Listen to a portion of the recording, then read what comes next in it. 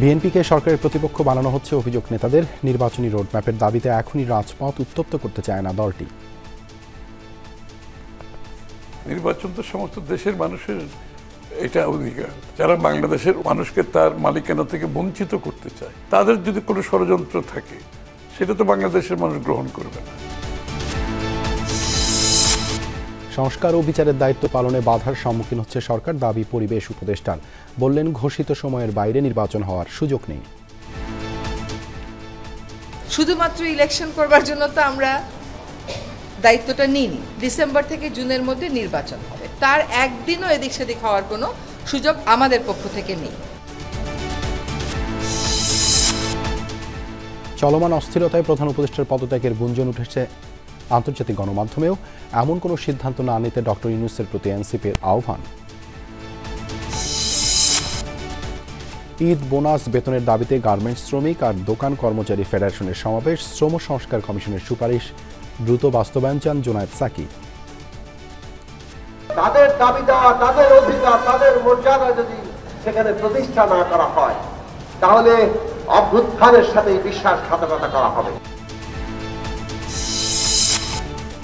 চট্টগ্রাম বন্দরের টার্মিনাল পরিচালনায় বিদেশি অপারেটর নিয়োগ ইস্যুতে চলছে বিতর্ক। লাভ ক্ষতি ঘিরে যুক্তি পাল্টা যুক্তি। অত্যন্ত আধুনিক যেই টেকনোলজি আছে এগুলো নিয়ে আসবে, তাহলে বন্দরের আমাদের যে প্রোডাক্টিভিটি বর্তমানে আছে সেটা আরও বেড়ে যাবে। টাকা নিয়ে শুধু ক্রেন দিয়ে নামানো ওঠানো, ওই ক্রেন তো আছেই। এরা হয়তো 20টা নামাচ্ছে, আপনি হয়তো 22টা নামাইতে পারবেন। হার্ভার্ড বিশ্ববিদ্যালয়ের বিদেশি শিক্ষার্থী ভর্তির ব্যাপারে ট্রাম্পের নিষেধাজ্ঞা। ক্যাম্পাস ছাড়তে হবে পড়ুয়াদের, কর্তৃপক্ষকেও জুড়ে দিল শর্ত।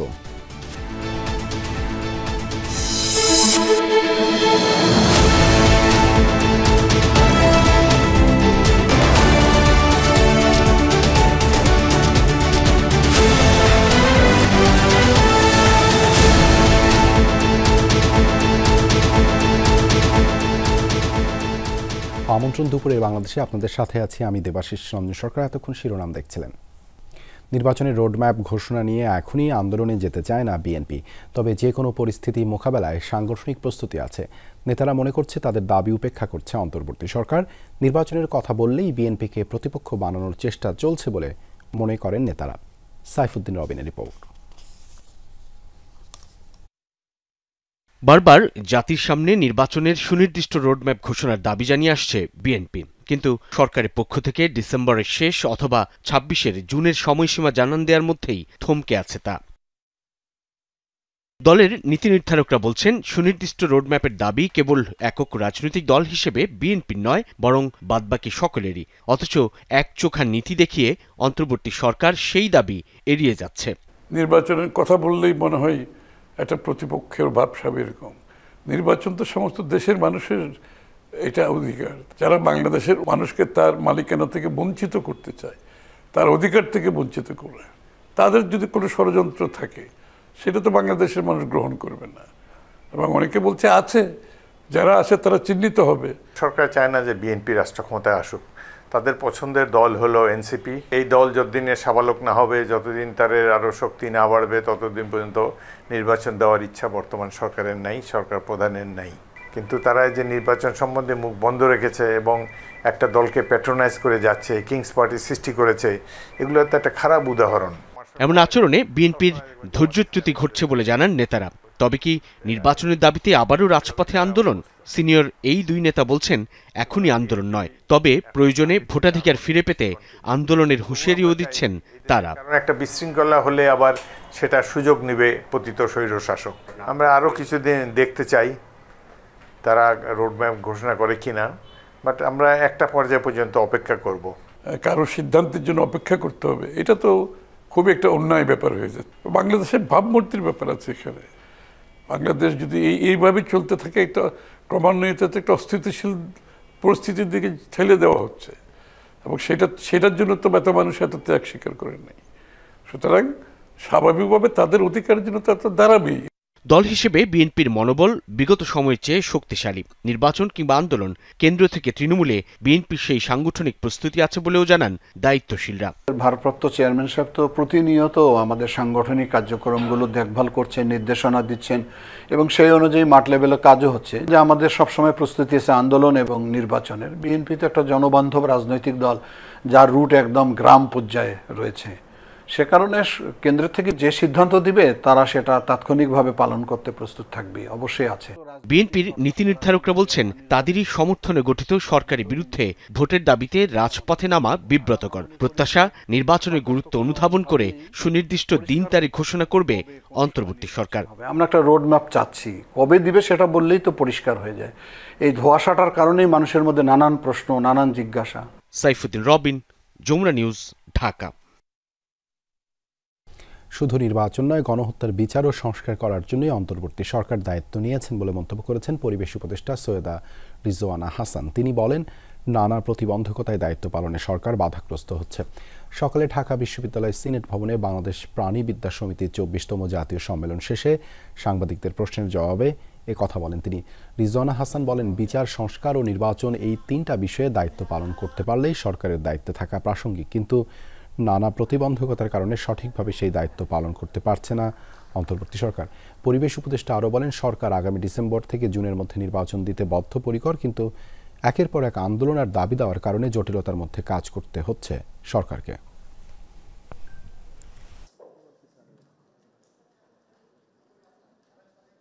আমাদের তিনটা মোটা দাগের দায়িত্ব এবং তিনটাই কঠিন কঠিন দায়িত্ব। একটা দায়িত্ব হচ্ছে সংস্কার, একটা দায়িত্ব হচ্ছে বিচার, একটা দায়িত্ব হচ্ছে ইলেকশন।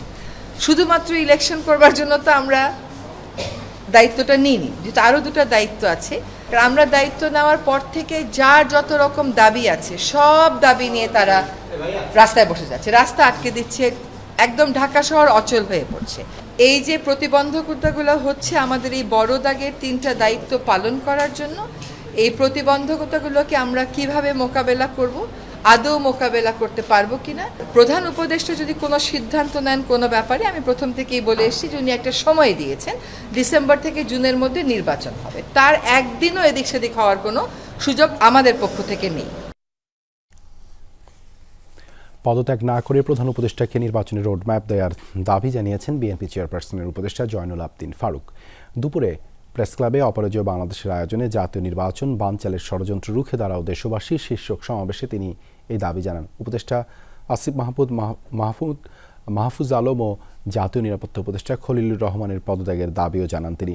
প্রধান উপদেষ্টা পদত্যাগ করতে চান এমন সংবাদে বিস্ময় প্রকাশ করে জয়নুল আবদিন বলেন, কোনো উপদেষ্টার পদত্যাগ করাতে অভ্যুত্থানের পর তাদের বসানো হয়নি। সুষ্ঠু নির্বাচন চায় বিএনপি। আপনাকে কেন বসিয়েছিলাম 9 মাস, আপনি কি সেই পথে এগোতে পেরেছেন? আমরা তো চাই না আপনাদের পদত্যাগ, আমরা তো আপনাদের বসিয়েছিলাম। বাংলাদেশের মানুষ যেই জন্য আন্দোলন করেছে, একটি নির্বাচনের জন্য 9টি মাস অতিবাহিত হলো, কেন এখনো নির্বাচনের ম্যাপ দেওয়া হচ্ছে না? বাংলাদেশের রাজনৈতিক অস্থিরতা এবং প্রধান উপদেষ্টা ডক্টর মোহাম্মদ ইউনূসের পদত্যাগ ইস্যু গুরুত্ব পেয়েছে আন্তর্জাতিক গণমাধ্যমে এবং বার্তা সংস্থায়। বৃহস্পতিবার সন্ধ্যায় অন্তর্বর্তীকালীন সরকারের প্রধান উপদেষ্টা অধ্যাপক ডক্টর মোহাম্মদ ইউনূসের সাথে সাক্ষাৎ করেন জাতীয় নাগরিক পার্টির আহ্বায়ক নাহিদ ইসলাম। এই নিয়ে সংবাদ প্রকাশ করেছে বার্তা সংস্থা রয়টার্স। প্রতিবেদনে বলা হয়, সংস্কার বিষয়ে সমর্থন না পেলে পদত্যাগ করতে পারেন তিনি। এর আগে নাহিদ ইসলামকে উদ্ধৃত করে অধ্যাপক ইউনূস পদত্যাগ এর বিষয়ে ভাবছেন এমন প্রতিবেদন প্রকাশ করে বিবিসি।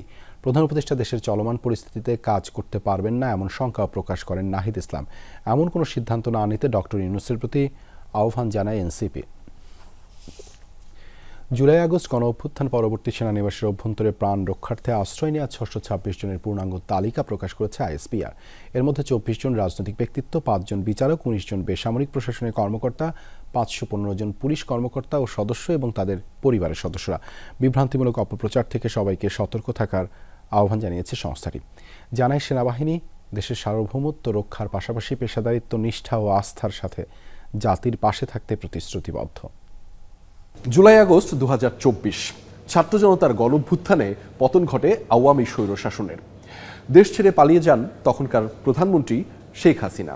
একই সাথে পালিয়ে যান সেই সময়ে চলমান সংসদের সকল সংসদ সদস্য, প্রধান বিচারপতি, এমনকি জাতীয় মসজিদের খতিব, যা বাংলাদেশের রাজনৈতিক ইতিহাসে নজিরবিহীন।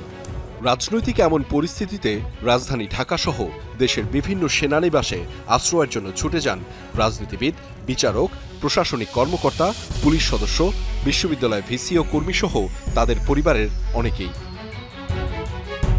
বৃহস্পতিবার রাতে আন্তঃবাহিনী জনসংযোগ পরিদপ্তর আইএসপিআর আশ্রয় নেয়া সেসব ব্যক্তির তালিকা প্রকাশ করে।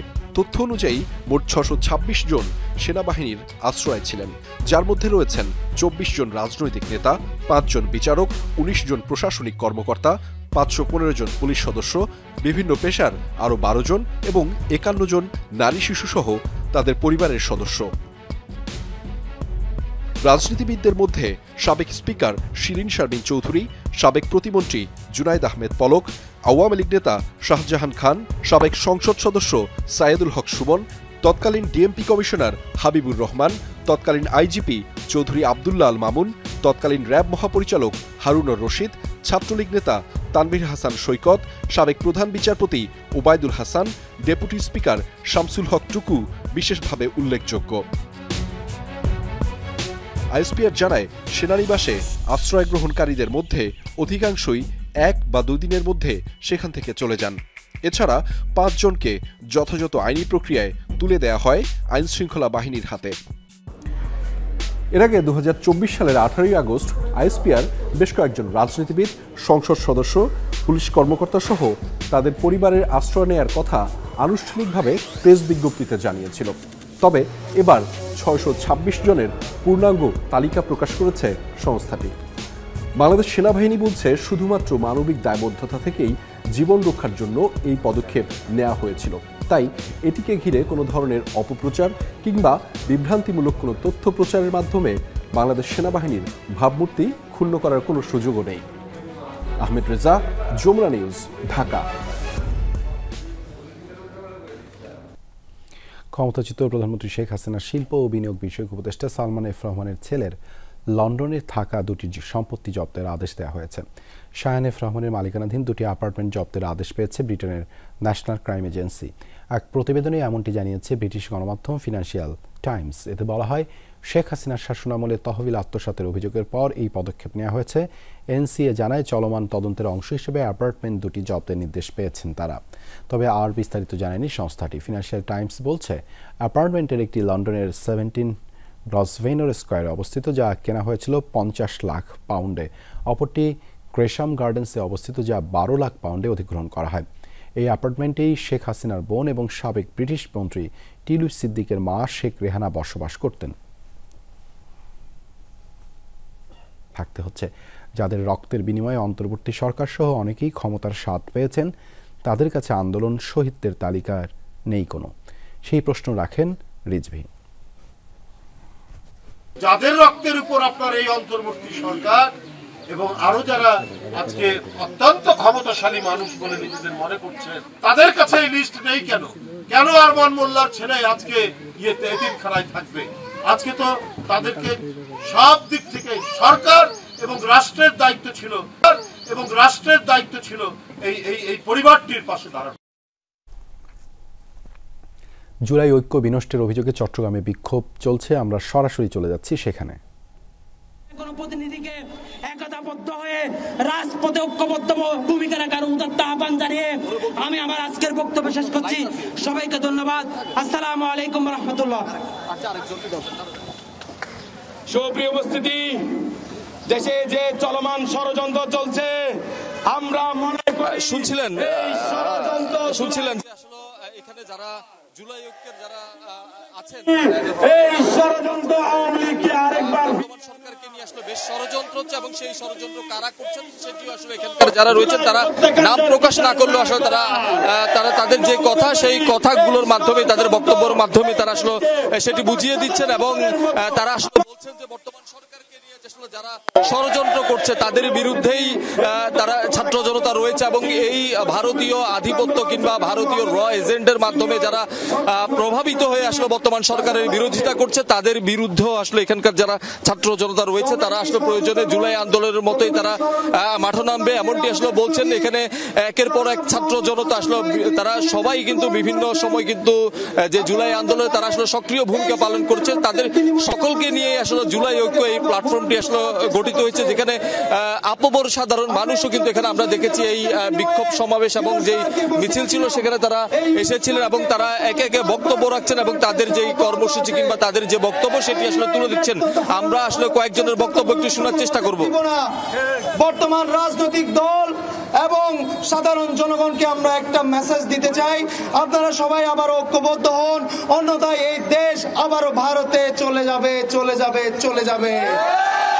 আর তখন সবচেয়ে বেশি ভুক্তভোগী হবেন আপনারা রাজনৈতিক যে দলগুলো আছেন, তাদেরই সবসময় নির্যাতনের শিকার হতে হবে, সবচেয়ে বেশি নির্যাতনের শিকার হতে হবে। আপনারা বুঝুন আর নাই বুঝুন, সবাইকে আমরা বলবো নির্বাচনে যে রুটম্যাপ জনপ্রিয় সরকার ঘোষণা করেছেন সেই রুটম্যাপকে আমরা সবাই ধরে নিয়ে আমরা ইনশাআল্লাহ ঐক্যবদ্ধ থাকবো, এই ধারণা করে আমার বক্তব্য শেষ করছি। আসসালাম। বিচার সংস্কার এবং নির্বাচনের সুস্পষ্ট রোডম্যাপ ঘোষণার আহ্বান জানিয়েছেন গণসংহতি আন্দোলনের প্রধান সমন্বয়ক জুনায়েদ সাকি। দেশে অস্থিতিশীল পরিবেশ তৈরি হয়েছে বলে মনে করেন তিনি। সকালে জাতীয় প্রেস ক্লাবের সামনে 10 দফা দাবিতে বাংলাদেশ গার্মেন্টস শ্রমিক সংহতি আয়োজিত শ্রমিক সমাবেশে তিনি এ দাবি জানান। বলেন, বিচার সংস্কার ও নির্বাচনের সুস্পষ্ট রোডম্যাপ না থাকায় অস্থিতিশীল পরিবেশ তৈরি হয়েছে।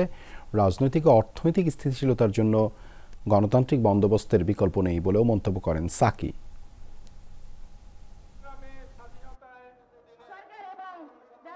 তাদের অধিকার, তাদের মর্যাদা যদি সেখানে প্রতিষ্ঠা না করা হয় তাহলে অভ্যুত্থানের সাথে বিশ্বাসঘাতকতা করা হবে। ন্যূনতম জাতীয় ঐক্যমত্য রেখে সংস্কার প্রক্রিয়ার মধ্য দিয়ে একটি গণতান্ত্রিক নির্বাচনের মধ্য দিয়ে আমরা নতুন বাংলাদেশ, গণতান্ত্রিক রাজনৈতিক বন্দোবস্তের বাংলাদেশ প্রতিষ্ঠা করি।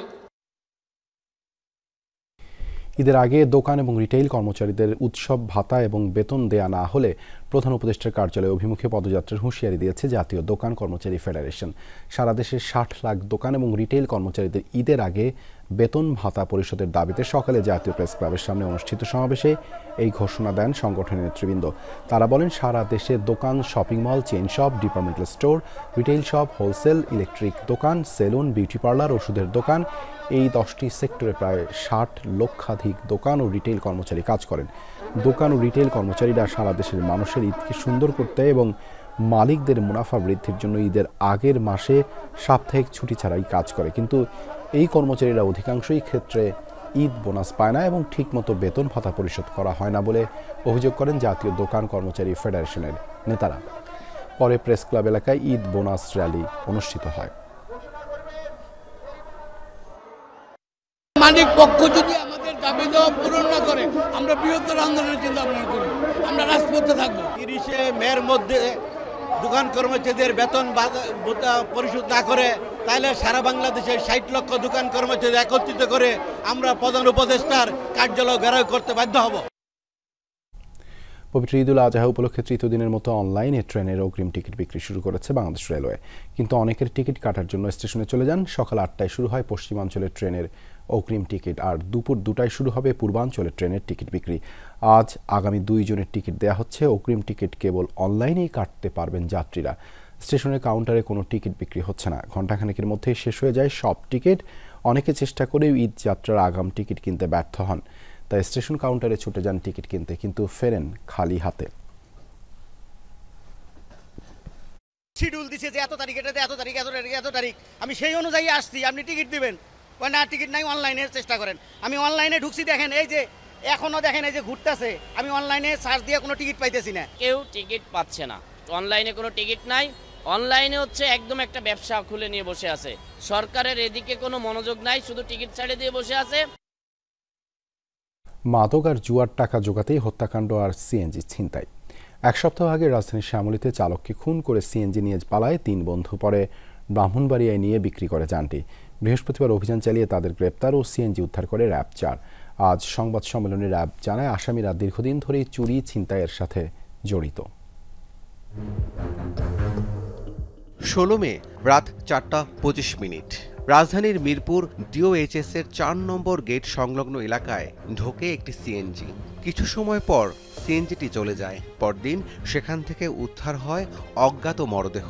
চালককে মাথার পেছনে আঘাতের মাধ্যমে করা হয়েছে হত্যা। তদন্তে নেমে র্যাব জানতে পারে সিএনজি চুরির উদ্দেশ্যে চালক বাচ্চুকে খুন করেছে 6 থেকে 7 জনের একটি দল। ঘটনার দিন রাত 3টা নাগাদ সৌরভ, ইয়াসিন ও মুসা শ্যামলী থেকে সিএনজিতে ওঠেন। তার মৃত্যুর পরে তারা প্রায় 1-1.5 ঘন্টা ঢাকা শহরের বিভিন্ন স্থানে লাশটি কোন জায়গায় ফেলবে সেটা রেকি করে, কিন্তু কোনো সুইটেবল জায়গা পায় না। পরবর্তীতে আনুমানিক সকাল 4:30টার দিকে মিরপুর ডিএইচএস সংলগ্ন 4 নম্বর গেট এলাকায়, যেটা আপনারা ভিডিও ফুটেজে দেখবেন, যে একটা সিএনজি, এই সিএনজিটা এখানে প্রায় 2 মিনিটের মতো থামে এবং তখন ওরা এই ডেড বডিটা এখানে ফেলে চলে যায়। মাদক ও জুয়ার টাকা ম্যানেজ করতেই ছিল এই অপরাধ। অভিযান চালিয়ে 5 জনকে গ্রেপ্তার করেছে র্যাব। আসামিরা চালককে হত্যার পর সিএনজি নিয়ে ব্রাহ্মণবাড়িয়া চলে যায়, বিক্রি করে 40,000 টাকায়। প্রাথমিকভাবে তাদের হত্যার পরিকল্পনা ছিল না, সিএনজিটা ছিনতাইয়ের পরিকল্পনা ছিল, কিন্তু যেহেতু প্রথম আঘাতে সে বেশি আঘাতপ্রাপ্ত হয়ে গেছে, তো পরবর্তীতে তারা আসলে এটাকে হত্যার দিকেই ধাবিত করে। এই গ্রুপটা মূলত বিভিন্ন ধরনের স্টেশন, রেল স্টেশন, এই ধরনের জায়গায় ইতিপূর্বে ছোটখাটো চুরি, ছিনতাই এগুলা করেছে বলে তারা স্বীকার করেছে। এদিকে সাভারে রংমিস্ত্রি শাহিন হত্যার ঘটনায় প্রধান আসামি মেহেদি হাসানকে বিদেশি রিভলভার সহ গ্রেপ্তার করা হয়েছে। তাদের পূর্বশত্রুতা ছিল। কথা কাটাকাটির এক পর্যায়ে শাহিনের মাথায় গুলি চালিয়ে হত্যা করে মেহেদি। গতকালকে আমরা তাকে টঙ্গিস্থ এলাকা হতে রাতের বেলা গ্রেফতার করি। রাব্বি সিদ্দিকী, যমুনা নিউজ, ঢাকা। চট্টগ্রাম বন্দরের টার্মিনাল পরিচালনায় বিদেশি অপারেটর নিয়োগ ইস্যুতে পক্ষে বিপক্ষে চলছে বিতর্ক। বিদেশি ব্যবস্থাপনায় লাভ ক্ষতি কতটুকু, এই নিয়ে নানা যুক্তি দিচ্ছেন ব্যবসায়ী ও বন্দর ব্যবহারকারীরা। এক পক্ষ ইতিবাচক বললেও আরেক পক্ষের মতে এই সিদ্ধান্ত অযৌক্তিক।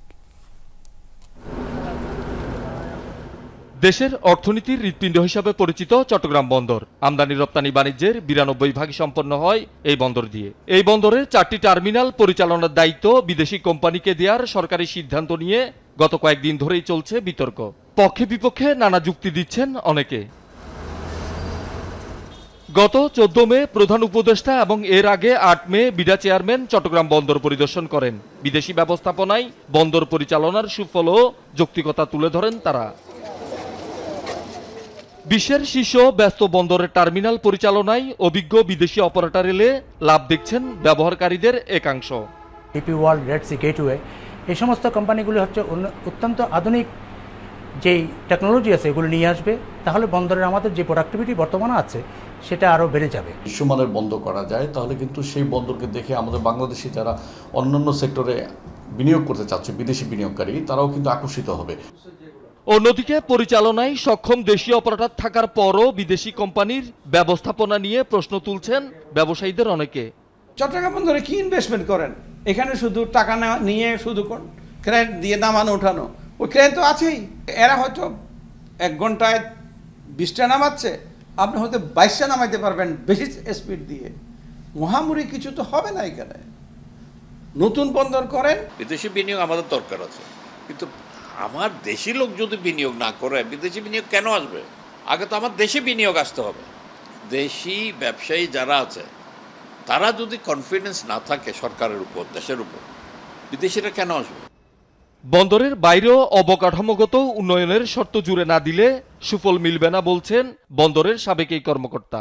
বন্দরের ভেতরে শুধু উন্নয়ন অপারেশনের কাজ দিয়ে দেওয়া, এটি কিন্তু বন্দরের উন্নয়ন শেষ হয়ে গেল না। সারা দুনিয়াতে এইভাবে কন্টেনার অথবা লরি এগুলা কিন্তু একসাথে যায় না। ডেডিকেটেড ফ্রেট করিডোর করতে হবে। ভারতে করে ফেলেছে অনেক জায়গায়। শহীদুল সুমন, যমুনা নিউজ, চট্টগ্রাম। সুনামগঞ্জের দোয়ারা বাজারে জুতা চুরিকে কেন্দ্র করে দুপক্ষের সংঘর্ষে 1 জন নিহত হয়েছেন, আরও 5 জন আহত। বৃহস্পতিবার রাতে উপজেলার হাজিনগর গ্রামে হয় এই ঘটনা। স্থানীয়রা জানায়, গ্রামের হাবিব ও তার প্রতিবেশী ইকবাল বাড়ির পাশে পুকুর ঘাটে হাত মুখ ধুতে যায়। এ সময় হাবিবের জুতা চুরি হয়। এই নিয়ে বাগবিতণ্ডা ও হাতাহাতিতে জড়ায় 2 জন। এর জেরে তাদের অভিভাবকদের মধ্যে ঝগড়ার এক পর্যায়ে বাধে সংঘর্ষ। ধারালো অস্ত্রের আঘাতে ঘটনাস্থলে মারা যান ওয়াহিদ আলী নামের এক বৃদ্ধ। খবর পেয়ে পুলিশ গিয়ে পরিস্থিতি নিয়ন্ত্রণে আনে। মরদেহ উদ্ধার করে ময়নাতদন্তের জন্য পাঠানো হয় সদর হাসপাতালে।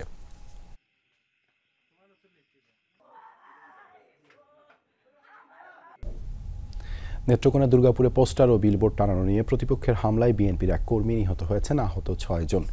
বৃহস্পতিবার রাতে উপজেলা আব্বাসনগর গ্রামে হয় এই ঘটনা। নিহত শফিকুল ইসলাম স্থানীয় একটি মিলে কাজ করতেন। পুলিশ জানায় বৃহস্পতিবার দুপুর থেকে উপজেলা সদস্য হয়ে স্থানীয় বিএনপির কার্যালয়ে উপজেলা বিএনপির সাবেক সভাপতি হামিদুর রহমানের ঈদ শুভেচ্ছা পোস্টার ও বিলবোর্ড টানাতে যায় তার কর্মী সমর্থকরা। এ সময় উপজেলা বিএনপির সহ সভাপতি জামাল উদ্দিনের অনুসারীরা বাধা দেয়। এই ঘটনায় হামিদুরের কর্মীরা থানায় অভিযোগ দিলে ক্ষুব্ধ হয়ে রাতে তাদের বাড়ি ঘরে হামলা চালায় প্রতিপক্ষের লোকজন। এ সময় গুলিবিদ্ধ হয়ে ঘটনাস্থলে প্রাণ হারান শফিকুল, আহত হন 6 জন। জড়িতদের ধরতে অভিযান চালাচ্ছে পুলিশ।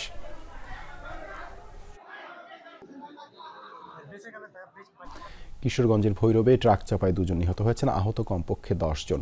সকালে কিশোরগঞ্জ ভৈরব আঞ্চলিক সড়কের আকবরনগর বাস স্ট্যান্ড বাজার এলাকায় হয় এই দুর্ঘটনা।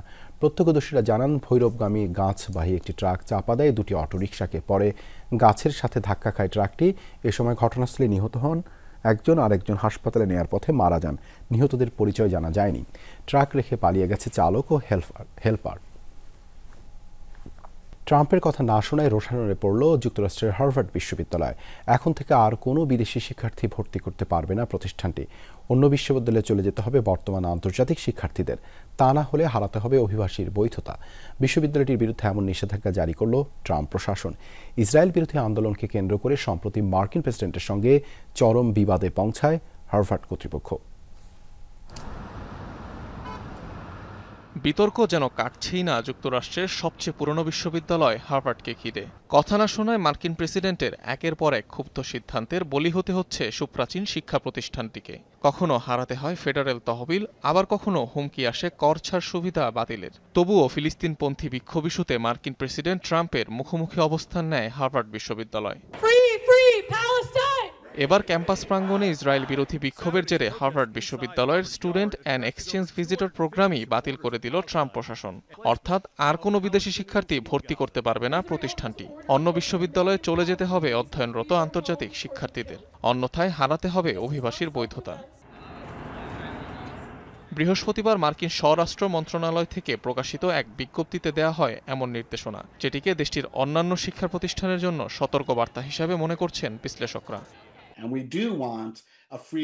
আমার মনে হয় ট্রাম্প এদেশের অভিজাত প্রতিষ্ঠানগুলোকে স্মরণ করিয়ে দেওয়ার চেষ্টা করছে যে তারা করদাতা আর ভর্তুকির অনেক বড় সুবিধাভোগী। তাই তাদের আমেরিকান স্বার্থ রক্ষা করতে হবে। তারা বৈশ্বিক কোনো প্রতিষ্ঠান নয়। সেটি যদি তারা হতেও চায় তাহলে এই সুবিধা ত্যাগ করতে হবে।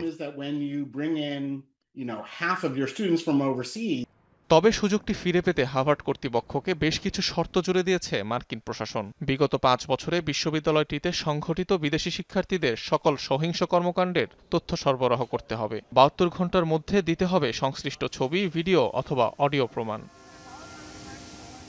ইহুদি বিদ্বেষ ঠেকানোর অজুহাতে ক্ষমতায় যাওয়ার পর থেকেই শীর্ষস্থানীয় বিশ্ববিদ্যালয়গুলোর নীতিমালা সহ কাঠামো পুনর্গঠনের উদ্যোগ নেন ডোনাল্ড ট্রাম্প। হস্তক্ষেপের অভিযোগ তুলে তা সরাসরি প্রত্যাখ্যান করে হার্ভার্ড বিশ্ববিদ্যালয়। বিষয়টি গড়ায় আদালত পর্যন্ত।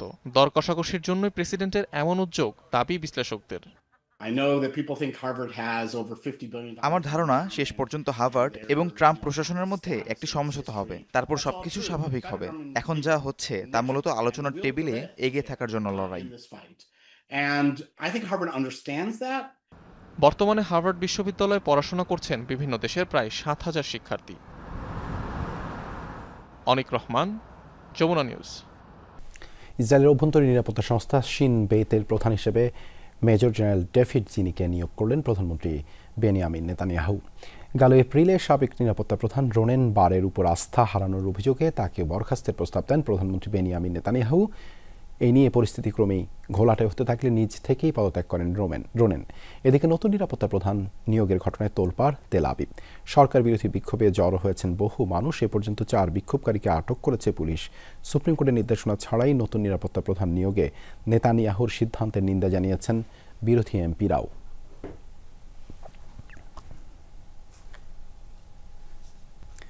গাজায় আগ্রাসনের জেরে ইউরোপীয় ইউনিয়ন বাণিজ্য চুক্তি পর্যালোচনার ঘোষণা দেওয়ার বড় ধরনের আর্থিক সংকটের শঙ্কা ইসরায়েল।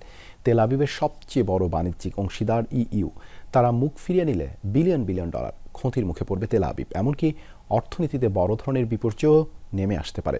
বলা হচ্ছে মিত্রদের বাণিজ্য নিষেধাজ্ঞা এড়াতে গাজায় ত্রাণ প্রবেশ ইস্যুতে এখন নমনীয়তা দেখাতে বাধ্য হচ্ছে নেতানিয়াহু প্রশাসন। দিনের পর দিন ত্রাণ প্রবেশ করতে না দেয়ায় গাজা এখন পরিণত হয়েছে ক্ষুধার নগরীতে।